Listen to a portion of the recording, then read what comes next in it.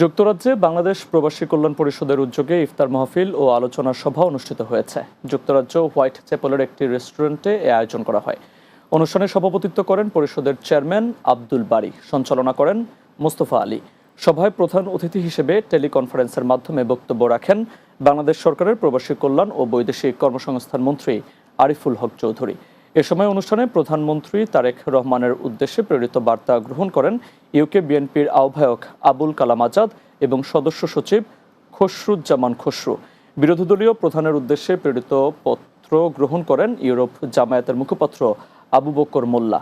এছাড়া মন্ত্রণালয়ের কাছে প্রেরিত বার্তা গ্রহণ করেন তাসবির চৌধুরী শিমুল। এ সময় অনুষ্ঠানে উপস্থিত ছিলেন পরিষদের উপদেষ্টা ও চ্যানেল এস এর চেয়ারম্যান আহমেদুস সামাদ চৌধুরী জেপি, সামি সানাউল্লাহ, মহিবুর রহমান, সাবেক সভাপতি আশিকুর রহমান ও Jahangir Khan, senior vice chairman councillor Foyzur Rahman, treasurer doctor Syed Masuk Ahmed এবং ব্যারিস্টার তারেক চৌধুরী সহ আরও অনেকে।